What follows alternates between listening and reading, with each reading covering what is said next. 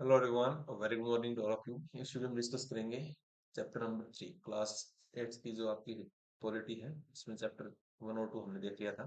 इस चैप्टर में आपको दिखाएगा election result for Lok Sabha. Chapter का नाम है basically why do we need a parliament, जिसको हम संसद बोलते हैं। उसकी हमको आवश्यकता क्यों है? फर्स्ट ऑफ ऑल, पार्लियामेंट जहाँ पे आपके मेंबर ऑफ पार्लियामेंट जो एमपी हम इलेक्ट करते हैं वहां पे वो लोग बैठते हैं। इस जगह का नाम है कि आपकी दिल्ली में लोकेटेड है। We in India pride our self, हम अपने आप पे नाज करते हैं कि हम एक डेमोक्रेटिक कंट्री है। Here we will try to understand जो कि रिलेशन है आपके आइडिया ऑफ पार्टिसिपेशन के बीच में इन डिसीजन मेकिंग के अंदर और आपकी नीड ऑफ पार्लियामेंट्री गवर्नमेंट के। एंड इसमें आपके कंसेंट ऑफ सिटीजन होते हैं, मतलब सिटीजन की सहमति है, उसी से जो वोट डालते हैं उसी से वो लोग इलेक्ट होते हैं। इन दीज एलिमेंट टुगेदर ये सब मिलके क्या बनाते हैं? Democracy and best express in the institution of parliament. जिसका हम जो बेस्ट एग्जांपल मान सकते हैं कि पार्लियामेंट के अंदर हमारे इलेक्टेड एमपी बैठते हैं एंड वहां पे इसको हम बेस्ट डेमोक्रेसी की बोल सकते हैं, जहाँ पे अलग अलग लोग हैं, अलग अलग जगह से, अलग अलग कास्ट, सेक्स, रिलीजन, एंड वो वहाँ पे डिबेट करेंगे, हमारे लिए कानून बनाएंगे, हमारे हित की बात करेंगे, ये सब को मान। इन दिस चैप्टर हम देखेंगे कि पार्लियामेंट कैसे करती है, सिटीजन्स को इनेबल कैसे करती है in the participate of decision making के अंदर, एंड कंट्रोल ऑफ गवर्नमेंट में वो लोग कैसे इन्वॉल्व होते हैं। मोस्ट इंपोर्टेंट जो है सिंबल ऑफ आपको parliament, sorry, symbol of Indian democracy जो है, एंड की feature of the constitution. First of all ये हमारा पार्लियामेंट का हाउस है, अभी नया भी बन रहा है एंड ऑलरेडी इसमें जो है 144 पिलर है। इस टाइप के क्वेश्चन आ सकते हैं, इस टाइप की। संसद भवन इसका जो डिजाइन हो कहीं ना कहीं 64 योगिनी शिव टेम्पल से रिजेंबल करता है। Why should need decide, why should people decide, मतलब लोग क्या डिसाइड करते हैं, अगर क्या डिसाइड करना चाहते हैं, क्या डिसाइड किया था, इसके कंटेक्स्ट में बात करें। हमको पता कि हम इंडिपेंडेंट हो गए थे 15 अगस्त 1947 को from Britishers. Preceding this as a long and distance struggle था हमारे लिए, जहाँ पे बहुत सारी सेक्शन ऑफ सोसाइटी थी, हमने पार्टिसिपेट किया था। अलग अलग बैकग्राउंड के लोगों ने इस स्ट्रगल को ज्वाइन किया था। ये इंस्पायर हुए थे अलग अलग idea of freedom, equality and participation in the decision making में इन्होंने पार्ट लिया था। Under the colonial rule, the people have lived in the fear of British government की fear के अंदर ये लोग जी रहे थे and did not agree नहीं कर रहे थे बहुत सारे डिसीजन जो आपकी ब्रिटिश गवर्नमेंट ले रही थी। But they face grave danger if they try to criticise this decision, but जब वो क्रिटिसाइज करते थे तो उनको बॉयकॉट, मतलब एक काइंड ऑफ राजद्रोह एंड सिटीजन लॉ ये सब लगा के उनको अंदर भी कर दिया जाता था। बट द फ्रीडम मूवमेंट ने इस सारी सिचुएशन को चेंज कर दिया है। Nationalist began to openly criticise किया था ब्रिटिश गवर्नमेंट को। एंड एज फार एज 1885 में इंडियन नेशनल कांग्रेस जब बनी है, उसके बाद से हमारा जो पार्टिसिपेशन है वो थोड़ा थोड़ा बढ़ा है। यहाँ पे हमने डिमांड रखी है, अलग अलग इलेक्टेड मेंबर यहाँ पे गए हमारे लेजिस्लेचर में, and right to discuss the budget and ask the question, ये भी हमें मिले हैं। फर्स्ट ऑफ ऑल 1909 का जो एक्ट था गवर्नमेंट ऑफ इंडिया का, इसने अलाउ किया था कि सम इलेक्टेड रिप्रेजेंटेशन हमारा हो। तो याद रखना, फर्स्ट पर्सन कौन थे? That is Satyendra Prasad Sinha. while these early legislature under the British government, ये आपकी रेस्पॉन्स करते थे to growing demand of the nationalist, and they did not allow for old adult, सभी लोग इसमें वोट नहीं कर रहे थे, and nor would participate in decision making, मतलब कुछ सेक्शन ऑफ सोसाइटी को ही राइट टू वोट था, जिनके पास जो लोग टैक्स पे करते हैं, थोड़ी बहुत प्रॉपर्टी है, तो उनको बोलते थे कि आप लोग वोट कर सकते हो अगर आप टैक्स पे करेंगे। चैप्टर 1 के अंदर experience of colonial rule as well as participation of different people, ये हमने देखा था। In the struggle for freedom left little doubt in the mind of nationalists that all the person in independent India would be able to participate in decision making। जैसे हम आजाद हुए तो हमने सबको राइट टू वोट दे दिया था, that is universal adult franchise. With the coming of independence we here sorry we were going to decision of a free country का डिसीजन हमने लिया था। इसका मतलब ये नहीं था कि गवर्नमेंट कुड डू एनीथिंग जो वो चाहती है, वो मतलब ऐसा नहीं कि मन मर्जी करेगी, लोगों के लिए लोगों के जो डिसीजन है उसी पे काम करेगी। It mean that the government है जो सेंसिटिव रहेगी लोगों के लिए, उनके नीड और डिमांड के लिए, तो उनके जो ड्रीम्स हैं और एस्पिरेशन है of the freedom struggle were made concrete in the constitution of independent India. और ये इसके अंदर भर दिए गए थे, laid down the principle of universal adult franchise, जिसमें सभी लोगों को राइट टू वोट था। इस फोटो पे दिखाया गया वोटर रिगार्डिंग इंस्ट्रक्शन कि आपको ईवीएम इलेक्ट्रॉनिक वोटिंग मशीन कैसे यूज करनी है, for the first time in 2004 general election में, and use of EVM in 2004 have saved 1,50,000 trees हमने बचा लिए थे इलेक्ट्रॉनिक मीडिया यूज करके, प्रोड्यूस 8,000 टन ऑफ पेपर जो कि बैलेट पेपर बनाने के लिए हमको आवश्यकता थी। That is a very good step. People and their representatives की बात करें, so take off point for a democracy is the idea of consent, जिसमें desires, approval, participation of people, ये सारी चीजें होती हैं। In the decision of people that create a democratic government जो बनाती है एंड डिसीजन लेती है उसकी फंक्शनिंग के regarding. The basic idea in this kind of democracy का क्या है कि जो इंडिविजुअल है और द सिटीजन ये मोस्ट इंपॉर्टेंट पर्सन है, एंड इनका जो प्रिंसिपल है that in the principle government as well as public institution के अंदर इनकी हमें आवश्यकता है trust of these citizen. How does the individual give approval to the government, government को इंडिविजुअल कैसे अप्रूव करता है, ये आपको थ्रू द वोट्स, ज्यादा अगर लोग वोट डालेंगे एक ही पर्सन को तो वो इलेक्ट होगा, कहीं ना कहीं उसको लोगों का ट्रस्ट मिला है। One way doing in the through elections, जिसमें पीपल वुड अपने रिप्रेजेंटेटिव को सिलेक्ट करेंगे, one group from among elected representatives आएंगे जो गवर्नमेंट को बनाएंगे। Then parliament which made all representative together the control and guide the government, and ये लोग पार्लियामेंट में बैठते हैं, वहां पे इनको सारी जो इंस्ट्रक्शन है फॉलो करनी होती है। In the sense people through their representative whom the government and also control it. This photo shows that staff elephant to carry EVM located difficult areas. मतलब ईवीएम लेके जा रहे हैं एलिफेंट पे, कुछ ऐसी जगह होगी जहाँ पे व्हीकल वगैरह नहीं जा सकते, तो वहां पे हमारे ये फ्रेंड भी जा सकते हैं। Because animals and human being का अगर देखें कुछ एक एक्सेप्शन को छोड़ के तो फ्रेंड ये बहुत जल्दी बनते हैं। अभी जो स्टोरी चल रही थी सारस की वो भी आपने आई थिंक देखी होगी। The above idea of representation has been important theme जो क्लास 6 और 7 में हमने देख ली थी। आप फैमिली हो गए इन सब चीजों से, कॉन्स्टिट्यूशन, ये सारी चीजें हमने पढ़ी हैं, अब लोग इसको देख सकते हैं। ये हमारा संसद भवन है, ये इसके अंदर का डिजाइन है, आप देख सकते हैं। सबसे पहली जो पिक्चर है इंडियन संसद, सुप्रीम लॉ मेकिंग इंस्टीट्यूशन, हमारे लॉ की जो शुरुआत होती है, कोई भी कानून जो बनता है वो यहीं से स्टार्ट होता है। इसके अंदर दो हाउस होते हैं, राज्यसभा एंड लोकसभा। राज्यसभा को बेसिकली अपर हाउस बोला जाता है, लोकसभा को लोअर हाउस, तो L for Lok Sabha, L for lower house. And इसमें अगर फर्स्ट हाउस पूछे तो आपका लोकसभा होगा, सेकंड हाउस राज्यसभा। एंड जो हमारी पार्लियामेंट को कंप्लीट करता है वो आपका राज्यसभा, लोकसभा एंड प्रेसिडेंट। तो president is the important component of parliament, ये भी आपको याद रखना है। राज्यसभा को हम बेसिकली काउंसिल ऑफ स्टेट भी बोल सकते हैं। इसमें जो स्ट्रेंथ है मेंबर की 245 है, और इसको जो चेयर करता है वो हमारा वाइस प्रेसिडेंट ऑफ इंडिया। इसी तरह लोकसभा को हम हाउस ऑफ पीपल बोलते हैं, क्योंकि जो डायरेक्ट आप एमपी इलेक्ट करते हो थ्रू द वोट वो आपके लोकसभा के अंदर जाते हैं। एंड जो आप एमएलए इलेक्ट करते हो अपनी कॉन्स्टिट्यूंसी के, उनको सिलेक्ट कौन, वो सिलेक्ट किसको करेंगे, वो करेंगे राज्यसभा के मेंबर। थोड़ा सा यहाँ पे याद रखना कि राज्यसभा के एमपी को आप डायरेक्ट इलेक्ट नहीं करते, बट लोकसभा के एमपी को आप डायरेक्ट इलेक्ट करते हो। यहाँ पे टोटल मेंबरशिप 545 है, एंड इसको प्रिजाइड कौन करेगा, यहाँ पे एक स्पीकर होता है। एट प्रेजेंट ओम बिरला हमारे स्पीकर हैं लोकसभा के, तो ये आपको याद रखना है। अब देखते हैं रोल क्या है पार्लियामेंट का। हमने 1947 के बाद इसको बना दिया गया था। Indian parliament is an expression है ऑफ द फेथ, लोगों का विश्वास है जो कि प्रिंसिपल ऑफ डेमोक्रेसी को रिप्रेजेंट कर रहा है। And these are the participation by people जो कि डिसीजन मेकिंग प्रोसेस में इन्वॉल्व होते हैं कहीं ना कहीं, and government by their consent ही एक्ट करती है। Parliament in our system has immense power है because representative of the people इसके अंदर बैठते हैं। Election to the parliament are held in the similar manner के अंदर होते हैं जो कि आपका स्टेट लेजिस्लेचर में होता है।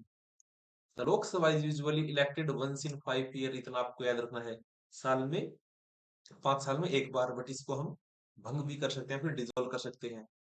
On the aid of advice council of minister के द्वारा प्रेसिडेंट इसको डिसॉल्व कर सकता है बिफोर 5 ईयर ऑल्सो।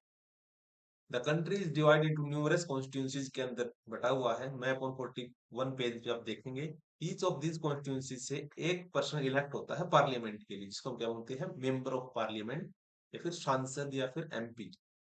जो कैंडिडेट कंसेंट अपना देते हैं, कंटेस्ट करते हैं इलेक्शन के अंदर, यूजुअली अलग अलग पॉलिटिकल पार्टी से बिलोंग करते होते हैं। ये आप देख सकते हैं 2019 में बीजेपी को 303 एमपी जीते थे, आईएनसी के 52। ये आपके इंपॉर्टेंट नहीं है, you can skip. 15th Lok Sabha election के रिजल्ट थे, बहुजन समाज पार्टी, भारतीय जनता पार्टी, ये सब। अब देखते हैं वंस इलेक्टेड दीज मेंबर जो है ये आपके एमपी बन जाए, मेंबर ऑफ पार्लियामेंट। पहले आपके काइंड ऑफ बस रिप्रेजेंटेटिव थे या फिर जिसको टिकट मिली हो गई। These MP together make up the parliament. Once election to be the parliament had taken place, parliament need to perform the following function. तो पार्लियामेंट के फंक्शन हम देखने वाले हैं। First of all, to select the national government. अगर एक majority में एक ही पार्टी है तो वो अपनी गवर्नमेंट बना लेगी, बट अगर उनके पास मेजोरिटी नहीं तो दो आपकी पॉलिटिकल पार्टी मिलके कोalition की गवर्नमेंट बनाएंगी, जिसको हम क्या बोलते हैं, गठबंधन।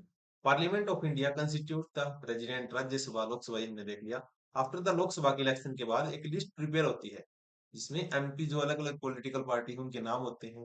तो political party to form the government they must have a majority of elected MP. मतलब अगर अकेले आपको गवर्नमेंट बनानी है तो आपके पास अकेले के पास ही मेजोरिटी होनी चाहिए। जिसमें अगर आप जानने की कोशिश करें तो 543 जो इलेक्टेड मेंबर होते हैं, दो एंग्लो इंडियन, इनको प्रेसिडेंट नॉमिनेट करता था, बट इसको हमने हटा दिया है। 545 आपके डायरेक्ट इलेक्टेड होते हैं member in the Lok Sabha. And to have a majority, इनके पास at least half of the number होना चाहिए, कि आपके पास 272 और इससे एक ज्यादा अगर आपके पास सीट है तो आप अकेले गवर्नमेंट बना सकते हैं। इन ऑपोजिशन की बात करें पार्लियामेंट के अंदर, form by all the political party, जो कि मेजोरिटी में नहीं है या फिर कोalition में नहीं है, तो वो सभी की सभी ओपोजिशन रहेंगी। उनके अंदर जो सबसे लार्जेस्ट पार्टी, मतलब अगर सेकंड नंबर पे जो पार्टी रही है, लाइक अगर बीजेपी ने सबसे ज्यादा वोट लिए थे, सबसे ज्यादा एमपी उनके हैं, जो सेकंड हाईएस्ट एमपी जिसके हैं उसको हम in the sense real opposition party बोलती है। सेकंड नंबर पे यही है। One of the most important function क्या है लोकसभा का, ये आपके सिलेक्ट करेगी एग्जीक्यूटिव्स को। एग्जीक्यूटिव बेसिकली क्या होते हैं, जो जितने भी लॉज वगैरह हैं उनको इम्प्लीमेंट करेंगे, पॉलिसीज को इम्प्लीमेंट करेंगे, स्कीम्स को इम्प्लीमेंट करेंगे। एग्जीक्यूटिव को आपने चैप्टर 1 में देखा था, जहाँ पे group of person who together implement the laws. ठीक है, executive often we have in mind that, जो कि गवर्नमेंट के लिए एक वर्ड यूज होता है, या फिर इलेक्शन वगैरह छोड़ सकते हो।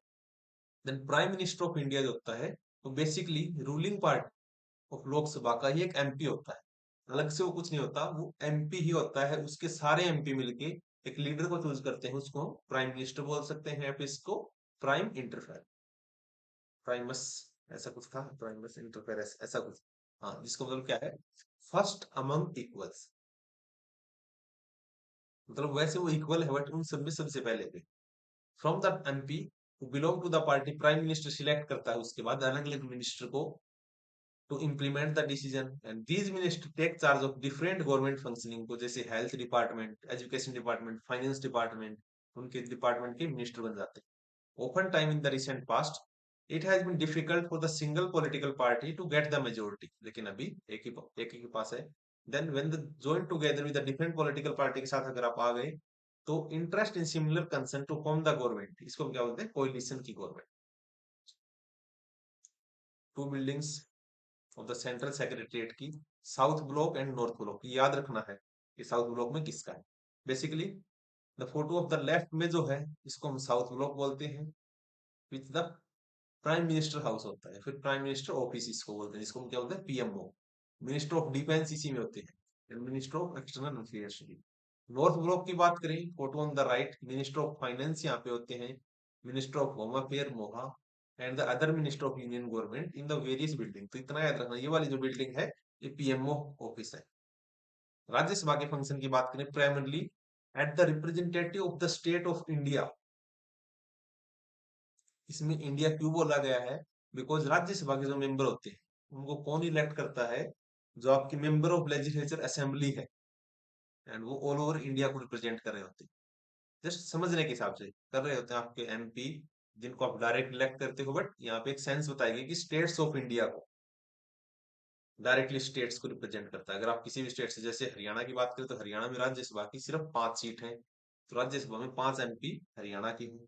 The Rajya Sabha also initiate legislation, ये भी ऐसा नहीं कि इसके पास कम पावर है, कंपेयर करेंगे लोकसभा से थोड़ी सी कम है, बट ये भी इनिशिएट कर सकती है उस लेजिस्लेशन को। जैसे कोई भी अगर ऑल इंडिया सर्विस हमको बनानी है तो ये आपकी बना सकती है। The Rajya Sabha can also initiate legislation and bill required to pass through the Rajya Sabha in order to become the law। अगर कोई भी आपका लॉ बनता है, एट दैट जो एक्ट बनता है उसका जो प्रोसीजर होता है वो हम आगे डिस्कस करेंगे, बट आपको इतना समझना है कि दोनों हाउस से वो पास होता है। इट देयरफॉर इम्पोर्टेंट आपका रोल होता है इसका, रिव्यू एंड एल्टरिंग, कोई चेंज अगर करना है बाय द लोकसभा से, अगर कोई बिल आया है, the member of the Rajya Sabha are elected by the elected representative या फिर इलेक्टेड मेंबर ऑफ लेजिस्लेचर, जो कि स्टेट के अंदर होती है। इतना आपको याद रखना है। देयरफॉर 233 यहाँ पे इलेक्टेड होते हैं एंड 12 मेंबर्स को प्रेसिडेंट नॉमिनेट करता है in the field of art, science, literature and social service. दूसरा फंक्शन क्या है हमारे पार्लियामेंट का? To control and to guide and to inform the government. The parliament जब सेशन के अंदर होती है, इसकी स्टार्ट होती है क्वेश्चन आवर के साथ। एंड जो क्वेश्चन आवर होता है, एक इंपॉर्टेंट मैकेनिज्म है जिससे MP can illicit information about the working of the government आपको दे सकते हैं। This is very important, through which the parliament control कर सकती है एग्जीक्यूटिव को कि आप लोग क्या कर रहे हैं। by asking question government is altered the shortcomings and opinion of people यहाँ पे रखेगी through their representative in the parliament, and MP asking question of the government is crucial task for every MP, and opposition party यहाँ पे critical role play करती है। Healthy functioning of democracy के लिए बहुत जरूरी है कि ओपोजिशन पार्टी हो। The highlighted drawbacks in the various policies and programmes of the government and mobilise popular support of their own policies, वो सब आप देख सकते हैं। उसके बाद गवर्नमेंट कैन वैल्यूएबल फीडबैक दे सकती है, जो कि क्वेश्चंस पूछे गए हैं एमपी के उसके बारे में। Addition, matter relating to the finance, parliament approve कर सकती है कुछ अलग अलग function. This is one of the several ways जिससे पार्लियामेंट कंट्रोल कर रही है, गाइड कर रही है और इन्फॉर्म करे गवर्नमेंट को। MP are representative of the people, central role होता है इनका कंट्रोलिंग में, गाइडिंग में, इन्फॉर्मिंग में। एंड पार्लियामेंट का इंपॉर्टेंट फंक्शन हमारी डेमोक्रेसी को मेंटेन करना। अब देखते हैं लॉ मेकिंग, थर्ड इसका इंपॉर्टेंट पार्ट, कि हमारे लिए एक कानून बनाती है। अब देखते हैं who were the people in parliament. Parliament has more and more people from different background, for example rural members आते हैं इसमें, कुछ रीजनल पार्टी के ग्रुप्स ऑफ पीपल जो कि unrepresentative are beginning to elect to parliament. उसके बाद there are also been increase in political participation from Dalit and backward classes से भी आ रहे हैं। फॉलोइंग आर द टेबल्स, तो आप देख सकते हैं पहले 61% टर्नआउट हुआ था, ये सब वोटिंग कंटेक्स्ट में है। इसके अलावा इट हैज बीन ऑब्जर्व्ड, ऐसा देखा गया कि जो रिप्रेजेंटेटिव डेमोक्रेसी है, ये can not produce perfect reflection of society, because there is a realisation when the interest and experience separate कर देती है। It is important to ensure the community that have been historically marginalise हो या फिर उनके पास एडिक्वेट रिप्रेजेंटेशन नहीं हो। With in this mind some seats are reserve होती है पार्लियामेंट के अंदर एससी और एसटी के लिए, और ये सिर्फ आपकी लोकसभा के अंदर होती है। राज्यसभा के अंदर कोई भी सीट रिजर्व नहीं होती, वो सारी जनरल कैटेगरी के होते हैं, मतलब कोई भी वहां पे आ सकता है। ऐसा नहीं कि वो एससी एसटी के लिए बंद है, लेकिन कोई भी आ सकता है। एंड इसमें बताया गया कि MP elected from these constituencies will be similar, जो कि रिप्रेजेंटेटिव ऑफ आदिवासी और दलित को रिप्रेजेंट कर सकते हैं। वुमेन्स मेंबर दिखाए गए हैं, लेकिन अगर एक्चुअल में बात करें तो बहुत कम रिप्रेजेंटेशन है women. Similarly more recently been suggest that there should be reserved seat women के लिए भी होनी चाहिए, बट अभी ऐसा नहीं है। एट द राइट टाइम यहाँ पे बहुत सारे स्टेट के अंदर जो पंचायती राज इंस्टीट्यूशन होता है, वहां पे वुमेन्स का रिप्रेजेंटेशन 50% तक भी जा चुका है, compulsory. This issue is still being debated and 60 साल हो चुके हैं, only 4% of MP are women, बहुत इंपॉर्टेंट ये वाली line, and today it is just 11%। 60 साल पहले 4% था, अभी 11%, सिर्फ 7% अभी इंक्रीज देखने को मिला है। This is small share when you consider, जहाँ पे हाफ ऑफ द पॉपुलेशन हमारे इंडिया के अंदर वुमेन है, तो हाफ ऑफ द पॉपुलेशन है तो हाफ उनका रिप्रेजेंटेशन भी होना चाहिए, एटलीस्ट 30% तो होना चाहिए। And it is the issue, this kind of course asks certain difficulty to often resolved and questions, resolved questions, unresolved questions को, whether और डेमोक्रेटिक गवर्नमेंट क्या ठीक ठाक है, रिप्रेजेंटेशन भी नहीं है यहाँ पे। The fact that we can ask this question working towards and answer कर सकते हैं of the strength and the faith of people in the democratic form of government. तो आज हमने देखा अप्रूवल क्या होता है, जब आप किसी को कंसेंट देते हो, सहमति। कोलिशन, जब दो पार्टी मिलके बनाते हैं। रिजल्ट क्या होता है, जब उसका कोई सॉल्यूशन ना निकला। सो दैट्स इट, आज का चैप्टर आई थिंक आपको थोड़ा बहुत इंटरेस्टिंग जरूर लगा होगा। अब मिलते हैं नेक्स्ट चैप्टर के अंदर, chapter number 4। Thank you, have a nice day.